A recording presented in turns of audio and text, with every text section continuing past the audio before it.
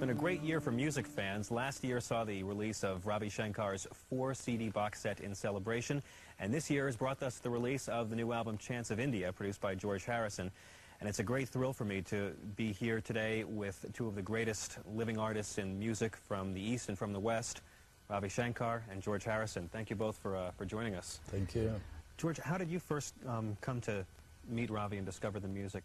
During the days when there was the mania, the Beatlemania, well, I got involved with the records. You know, I bought some of Ravi's records and I listened to it, and although my intellect didn't really know what was happening or didn't know much about the music, just the pure sound of it and what it was playing, it just appealed to me so much. It hit a spot in me very deep, and it was, you know, I just recognized it somehow.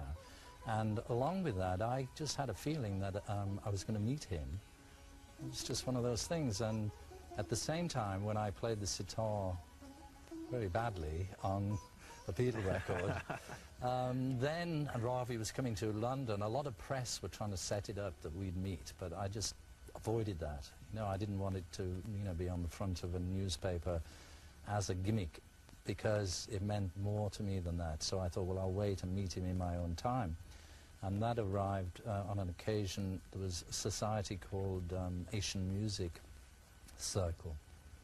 And the fellow who ran that, who I'd got to know, he said Ravi's going to come. He was in London. He was going to come for lunch. And we met like that way. Then he came to my house and got me to learn how to hold the sitar and put me through the basic lessons of sitar. Ravi, I've always wanted to ask you, how did you feel the first time you heard Norwegian Wood? What did you honestly think of George's sitar playing? Well, my niece and nephews, they made me hear this. And that was after I met George. I hadn't heard anything before that. And I was not much impressed by it, you know. But I saw the effect on the young people. I couldn't believe it. Even in India. It's not only in the West. But it seems they were just lapping it up, as you say. You know, they loved it so much. How did the other guys in the Beatles react when you started bringing this, when you brought this instrument into the studio? Well, in those days, you know, we were growing very quickly, and there was a lot of influences that we were... I mean, that was the best thing about our band. We were very open-minded to everything. And there was we were listening to all kinds of music, you know, like avant-garde music. Later became known as avant-garde clue. And various things like that. So, you know, they just thought, oh, that's good. They liked the sound of it. And it, on Norwegian Wood, it was one of those songs which just needed something to make it, give it that little extra. And the sitar, I'd bought a very cheap one in a shop called India Craft in London. And even though it sounded bad, it still fitted onto the song, and it gave it that little extra thing. So they were quite happy about it. I went to India to be with Ravi, to see India, to learn some music and just to experience India, but I also wanted to know about the Himalayas. That is the thing that's always fascinated me about the idea that, I mean, it may sound like a lofty thing to say on VH1, but basically, you know, what are we doing on this planet? I think through the Beatle experience that we'd grown so many years within a short period of time. I'd experienced so many things and met so many people, but I realized there was nothing actually that was giving me a buzz anymore. I wanted something better. I remember thinking, I'd love to meet somebody who will really impress me. And that's when I met Ravi, which was funny, because he's this little fella with an obscure instrument from our point of view, and yet it led me into such depths. And I think that's the most important thing. It still is for me. You know, I get confused when I look around at the world and I see everybody's running around, and, you know, as Bob Dylan said, he not busy being born is busy dying, and yet nobody's trying to figure out what's the cause of death. and what happens when you die. I mean, that to me is the only thing really that's of any importance. The rest is all secondary. I believe in the thing that I read years ago, which I think was in the Bible. It said, knock and the door will be opened. And it's true.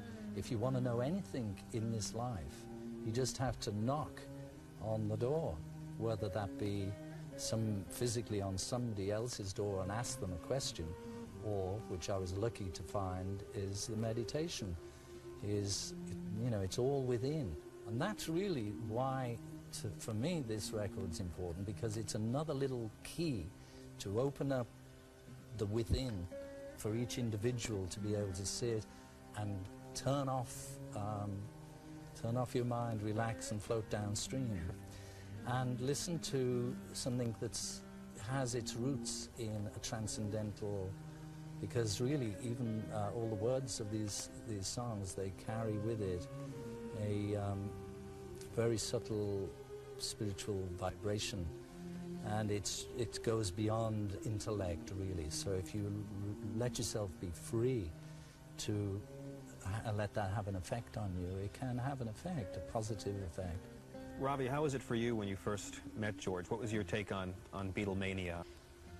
I'm ashamed to say that I knew almost nothing about them when I, first met them, except that they're very popular. And meeting them in the party, I was so impressed by George at that time, who looked so much younger, and he was so inquisitive, asking about so many different things, mostly music, sitar, and of course, along with that, certain spiritual. And the only thing I felt that his enthusiasm was so real, you see, and I wanted to give as much as I could through my sitar, of course, because that's the only thing that I know of. Rest I cannot express. He talks so beautifully, but he's used to words. He writes poems, he writes songs. I do sometimes, foolishly, but I'm not that much expressive. I express myself through notes, musical notes. So it's a different way of, but anyway, as you said, when I met him, and we started off immediately after a few days, as you said earlier, to sit properly, how to hold the sitar, and how to handle the finger position and all that, the basic things. And he was so interested, and he was so quick in learning. And then we fixed immediately for him to come to India, and he came. We fixed it for 6 weeks, but unfortunately it didn't happen because people recognized him after a week or so, and there was such a commotion in Bombay that we had to run away to Kashmir and live in a houseboat and all that. But unfortunately he had to leave. There was some... Probably Sergeant Pepper or something was getting... Happened. Then I found, my God, what I couldn't believe that any 4 people could create such, storm all over the world. The Spice Boys.